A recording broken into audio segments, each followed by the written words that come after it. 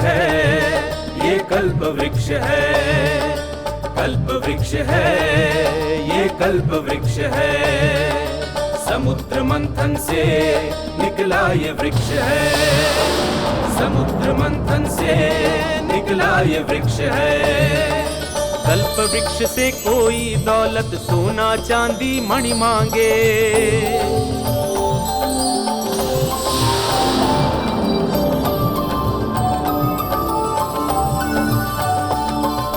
कोई भूखा कल्प वृक्ष से मधुर मधुर भोजन मांगे।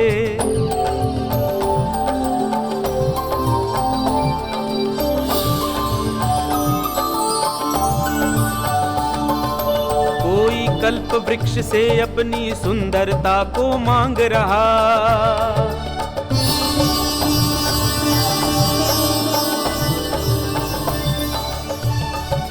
याचक कोढ़ी वृक्ष के नीचे आए तो काया स्वस्थ बनाए।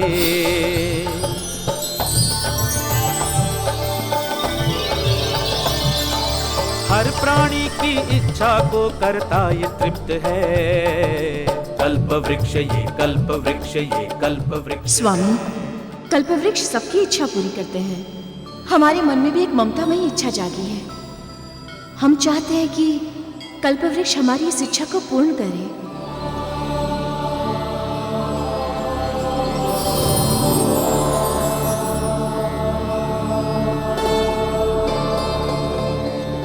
महादेव, देवी पार्वती को कल्प वृक्ष का प्रणाम।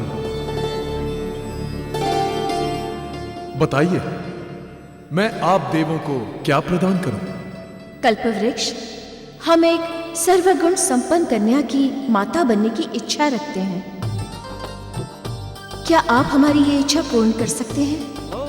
अवश्य माता। कामना कल्प वृक्ष कहे, दिव्य शक्ति दिखलाई। पूर्ण कामना कल्प वृक्ष कहे, दिव्य शक्ति दिखलाई। कल्प वृक्ष के बदन से फिर 20 साल की कन्या आई। माता पिता को मेरा प्रणाम।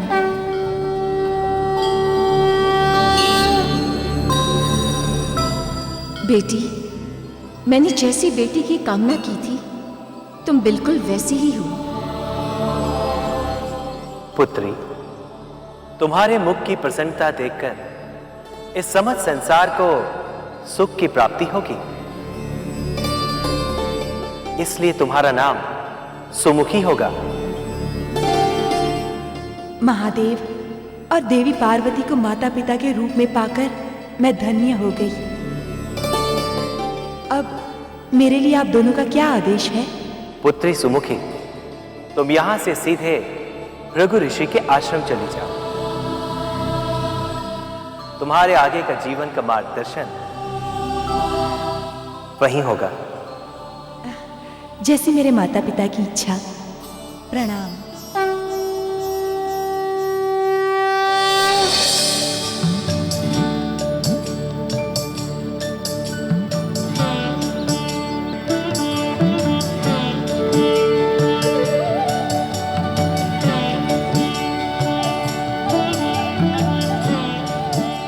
प्रणाम देवर्षि। चिरंजीवी भव। महावीर और पार्वती पुत्री, सुमुखी का भृग आश्रम में स्वागत है। महादेव ने आपके विषय में हमें सूचित कर दिया था। बताएं, आप अपना जीवन कैसे बिताना चाहती हैं? क्योंकि आप इस संसार की पहली प्राणी हैं जिसका भाग्य उसके जन्म के बाद लिखा जाएगा। ऋषिवर, स्त्री की एक ही इच्छा होती है कि वो एक सुरक्षित और सम्मानित जीवन जिए।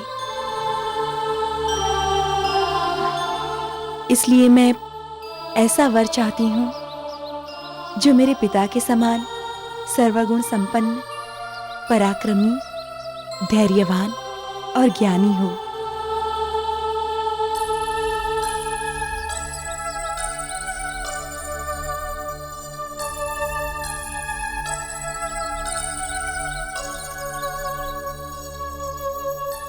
पुत्री सुमुखी, महादेव जैसा इस संसार में, इस सृष्टि में दूसरा कोई मनुष्य नहीं है। उसके लिए तुम्हें वर्षों प्रतीक्षा करनी होगी। अयोध्या नरेश, आयुष का पुत्र नहुष वैसा ही होगा जैसा तुमने अपने लिए वर सोचा है, किंतु उसका जन्म अभी नहीं हुआ है। उसे प्राप्त करने के लिए तुम्हें अनेक बाधाओं का सामना करना होगा। ऋषिवर, मनचाहा वर प्राप्त करने के लिए मैं वर्षों तक प्रतीक्षा करने के लिए तैयार हूं। केवल आप ये बता दीजिए कि मार्ग में आने वाली बाधाओं का सामना मैं कैसे करूं? तुम्हारी जन्म घड़ी के अनुसार तुम्हारी राशि के स्वामी हैं शनिदेव। चिरंजीवी भव।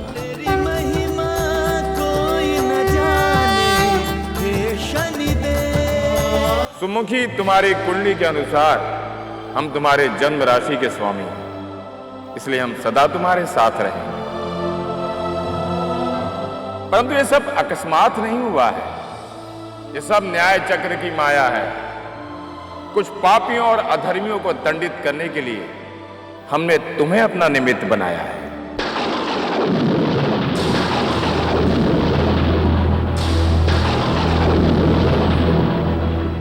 और कल्प वृक्ष से तुम्हारे जन्म होने के कारण तुम पर आयु का कोई प्रभाव नहीं पड़ेगा। जो आयु आज तुम्हारी है वो 20 वर्षों पश्चात भी वही रहेगी।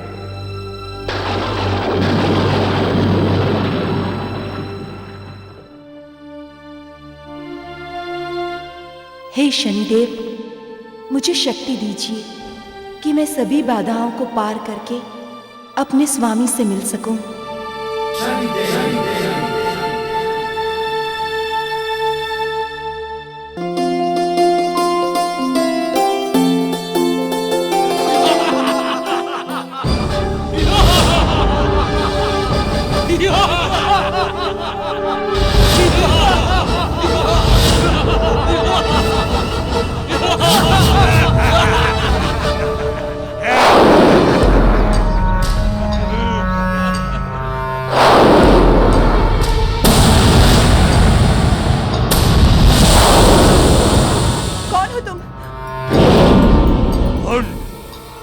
असुरराज हुंड नाम है हमारा,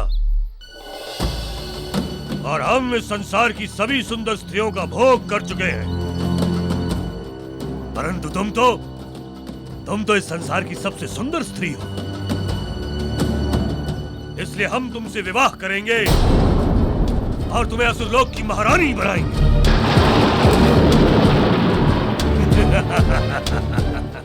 एक देव कन्या और असुर की पत्नी कभी नहीं हो सकता। और वैसे भी मैं अपना वर चुन चुकी हूँ। अयोध्या के राजमहल में जन्म लेने वाले राजकुमार नहुष मेरे भावी पति होंगे, और मैं उन्हीं की प्रतीक्षा कर रही हूँ। देखो देव कन्या, सीधे सीधे हमारे साथ असुरलोक चलो, नहीं तो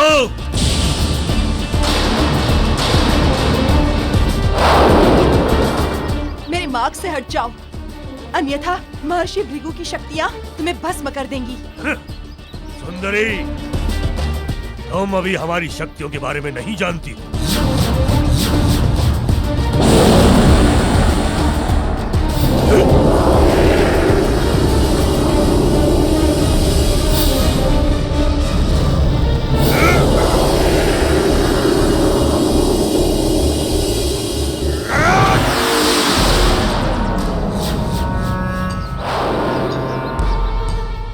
नारी को प्राप्त करने से हमें कोई भी शक्ति नहीं रोक सकती। चलो।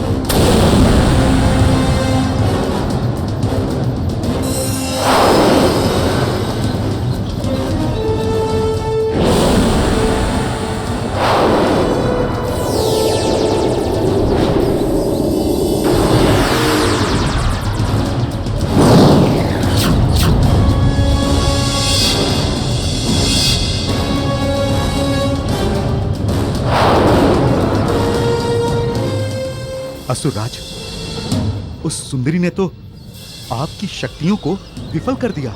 ये भृगु ऋषि का आश्रम क्षेत्र है। यहाँ हमारी सारी आसुरी शक्तियां विफल हो गई हैं।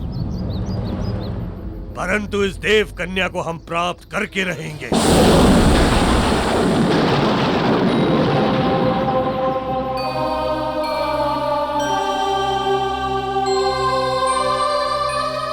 बेटी रुको, रुक जाओ बेटी, रुको बेटी। बेटी हमारी सहायता करो। आप कौन है माई, और मैं आपके लिए क्या कर सकती हूँ? कई वर्ष पूर्व एक असुर हुंड ने मुझे प्राप्त करने के लिए मेरे पति की हत्या कर दी। उस असुर हुंड का नाश करने के लिए मैं कई वर्षों से यज्ञ कर रही हूँ। उस यज्ञ को पूरा करने के लिए मुझे एक अविवाहित कन्या की आवश्यकता है।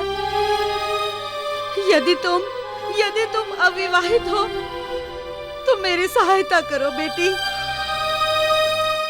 ठीक है माई, बताइए मुझे क्या करना होगा। बस इसी नदी किनारे मेरी कुटिया है, मेरे साथ वहां तक चलो। आओ आओ बेटी।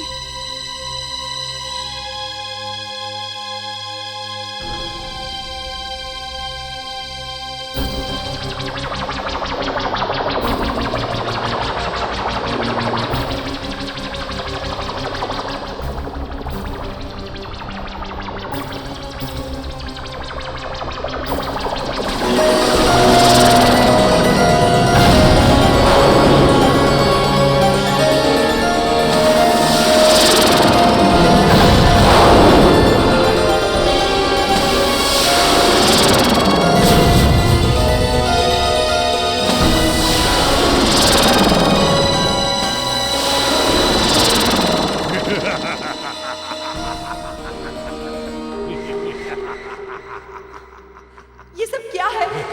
कौन हो तुम?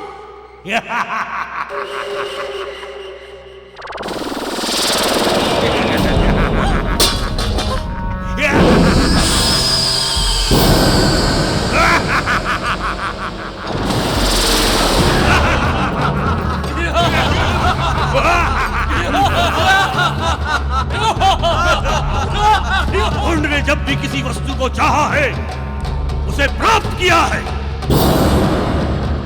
हमने तुम्हें प्रेम पूर्वक कहा था हमारे साथ आने के लिए, और तुमने नहीं सुना। देखो देव कन्या, अब तुम हमारे महल में हो, और इस महल में वही होता है जो हम चाहते हैं। और हम चाहते हैं कि तुम अपनी इच्छा से अपने आप को हमें समर्पित कर दो। नहीं, ये कभी नहीं हो सकता।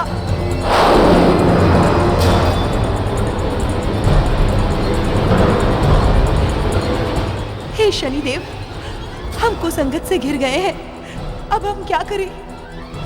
सुमुखी राक्षस हुंड अधर्म की सारी सीमाएं लांघ चुका है, परंतु ये नहीं जानता कि वो अपने जीवन के अंत की ओर बढ़ रहा है।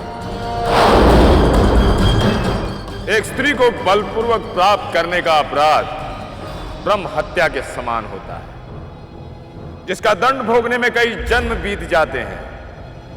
सुमुखी, उस पापी ने तुम्हारा अपहरण करके हमारा ही नहीं, गुरु महादेव का भी अपराधी बन गया है, जिसके परिणाम स्वरूप उसे कठोर दंड भोगना होगा।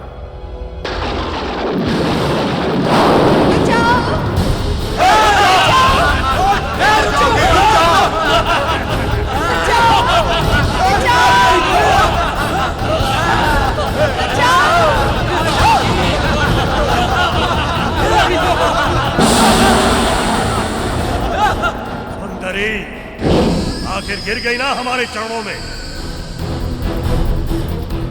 तुमने अपना अवसर खो दिया है, अब हम तुम्हें बलपूर्वक प्राप्त करेंगे।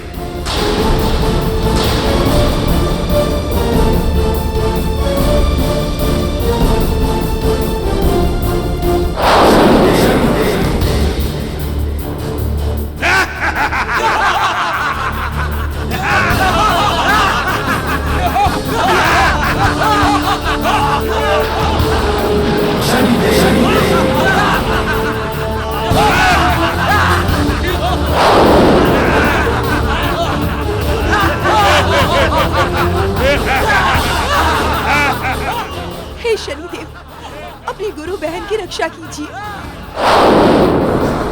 हुंड, अब तुम पर हमारे कठोर दंड का चक्र चलेगा।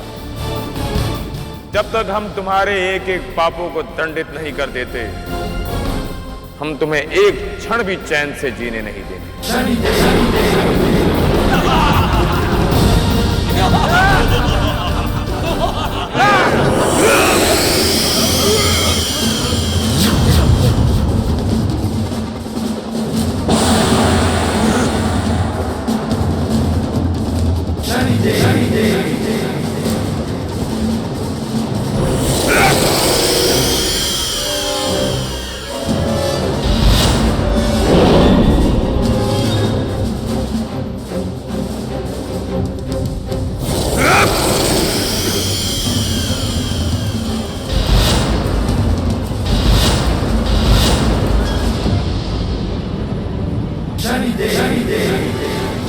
कौन है जो माया रच रहा है?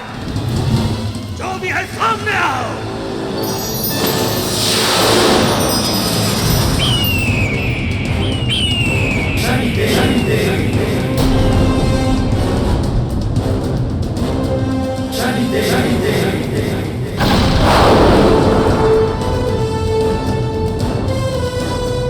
हुंड, अब तुम्हें तुम्हारे कर्मों का दंड देने का समय आ गया और सुमुखी का अपहरण करके तो तुमने अपने मृत्यु को ही आमंत्रित कर लिया है।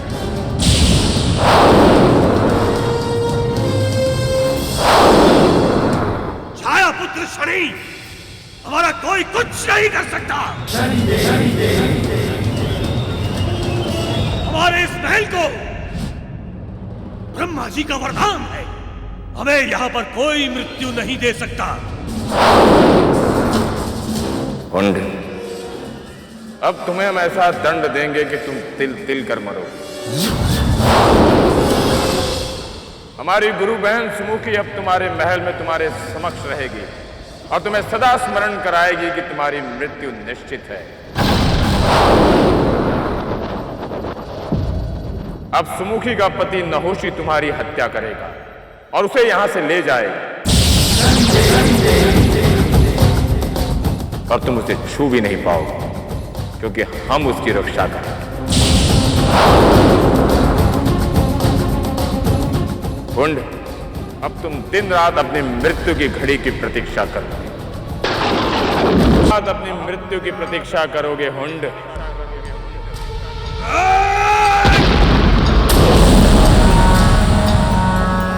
शनिदेव, ये कभी नहीं होगा।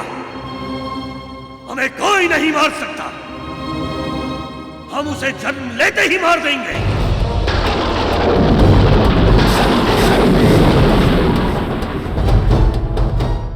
असुरराज हुंड की जय हो। असुरराज, अयोध्या के राजा के घर में एक बालक का जन्म हुआ है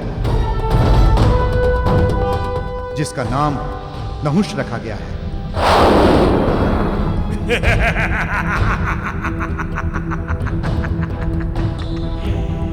नहुष, हमारी मृत्यु, अब हमारी मृत्यु ने जन्म ले लिया है। हम अपने हाथों से अपनी मृत्यु को मृत्यु दंड देंगे और सुमुखी के सामने उसे मारेंगे। हुंड, तुम्हारी मति मारी गई है। तुम अपने बल के अहंकार में यह नहीं समझ पा रहे हो कि तुम अपनी मृत्यु की ओर जा रहे हो। न्याय चक्र के उस मार्ग पर चल रहे हो जहां तुम्हारी मृत्यु निश्चित है।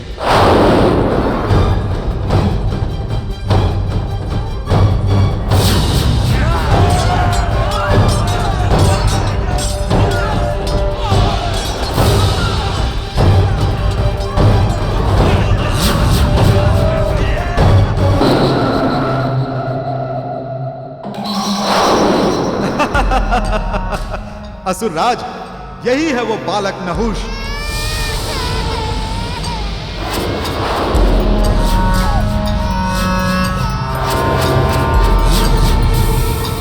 कौन हो तुम? हिम्मत कैसे हुई तुम्हारी हमारे महल के अंदर आने की? राजन, हम असुरराज हुंड हैं। हम तुम्हारे पुत्र को लेने आए हैं और इसे हम अपने महल में ले जाकर मृत्यु दंड देंगे। हुंड, तुम मेरे बेटे को मारोगे?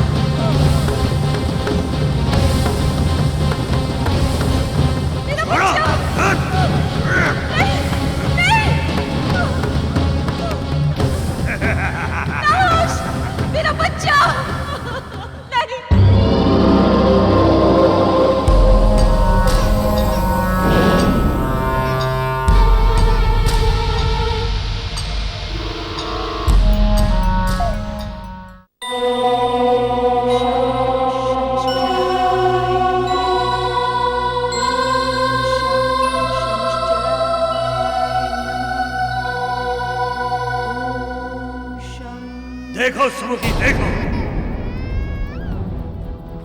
यही है ना वो बालक नहुष।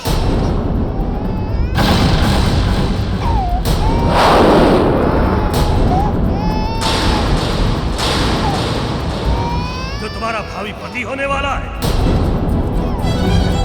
पर अब नहीं होगा। अब हम देखते हैं कि कैसे वो शनिदेव इस बालक को हमसे बचाते हैं।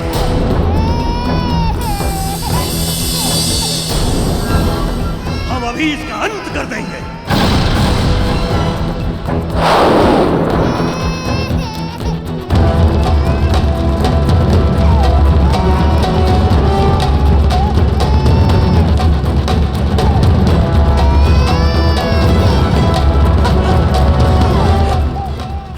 हे शनिदेव, रक्षा करना, मेरे होने वाले पति की रक्षा करना।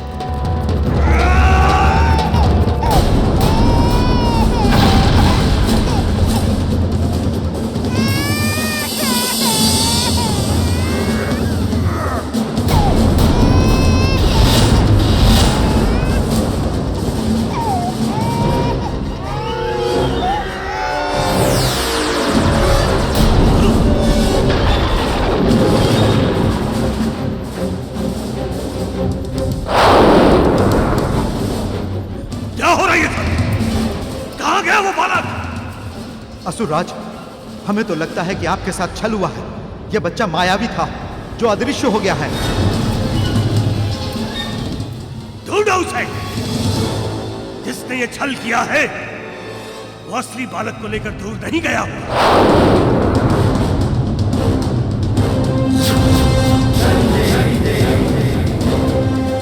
ढूंढो उस बालक को, जाओ। चलो। राक्षस हुंड,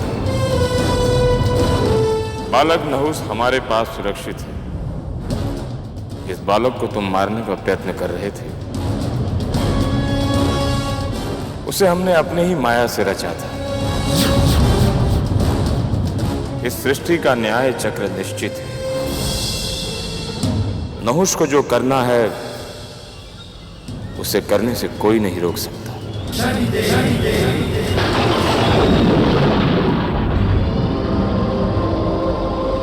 असुरराज हुंड की जय हो। असुरराज, हमने शनिदेव को एक बालक के साथ भृगु ऋषि के आश्रम में प्रवेश करते हुए देखा है।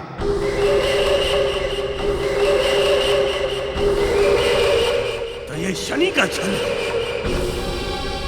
शनिदेव, आप चाहे कुछ भी कर लें, लेकिन उस बालक को मुझसे नहीं बचा सकते। ऋषिवर, आज से बालक आपके संरक्षण में रहेगा, क्योंकि आपका यह आश्रम इस सृष्टि में चारों दिशाओं से सुरक्षित है। किंतु इस बालक को अस्त्र शस्त्र की शिक्षा हम स्वयं देंगे। यही बालक राक्षस हुंड का अंत करेगा और इस सृष्टि के न्याय चक्र को समाप्त करेगा। एक तरफ भृगु आश्रम में शनि नहुष की रक्षा करते, दूजी ओर सुमुखी भगवान शनि की पूजा करती। भावी पति के जीवन की वह शनि से प्रार्थना करती, वो शनि से प्रार्थना करती। सारे प्रयास जब विफल हुए, हुंड ने फिर संकल्प लिया, तब द्वारा अर्जित मैं करूंगा अब तो आसुरी शक्तियां। देख रेख में शनि भगवान के बालक हुआ युवा, सुंदर अति बलवान नहुष शिक्षा शनि से पाया, शनि गुरु जी से शिक्षा पाया। काल भैरव का वाहन कर करता घोर तपस्या, काल भैरव होकर प्रसन्न दे विनाशकारी शक्तियां, विनाशकारी शक्तियां।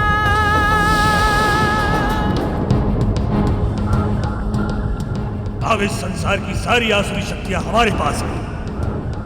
अब हम देखते हैं कैसे वो शनि उस नहुष को हमसे बचाता है।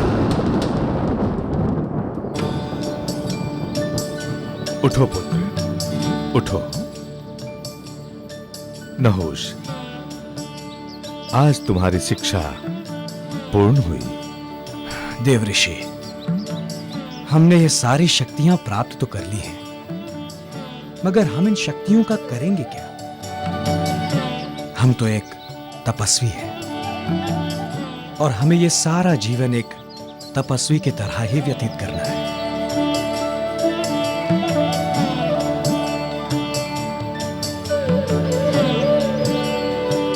प्रणाम शनिदेव। प्रणाम शनिदेव। नहुष, तुम एक तपस्वी नहीं, क्षत्रिय हो।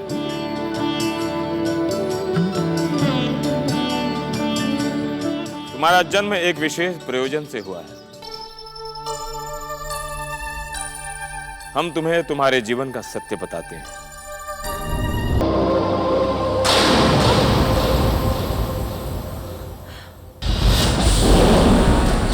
ये हमें कैसे छू सकता है? शनिदेव की सुरक्षित शक्तियों का क्या हुआ? वो काम नहीं कर रही क्या? सुमुखी, आज तुम यही सोच रही हो ना कि आज शनिदेव की शक्ति का असर हम पर क्यों नहीं हुआ?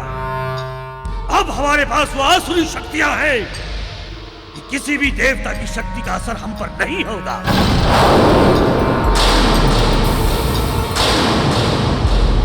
हम चाहे तो तुम्हें अभी प्राप्त कर सकते हैं, परंतु हम पहले तुम्हारे उस होने वाले पति नहुस को समाप्त करेंगे। अब तुम्हारा वो शनिदेव भी हमारा कुछ अहित नहीं कर सकता। हुंड, ये सब हमारी ही माया है। हमने इस सुमुखी पर से अपनी शक्तियां हटा दी है, क्योंकि उसकी रक्षा करने वाला स्वयं उसके पास पहुंच गया है। दुष्ट राक्षस हुंड, बाहर निकल! देख, तेरा काल तेरी प्रतीक्षा कर रहा है।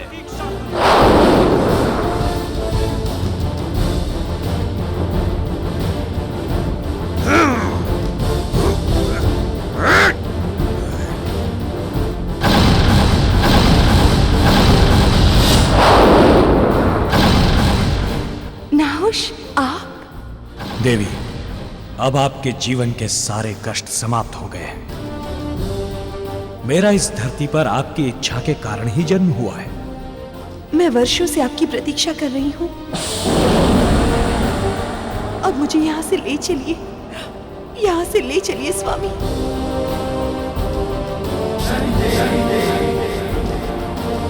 नाहुष, आखिर तुम्हारी मृत्यु तुम्हें यहाँ तक खींच लाई।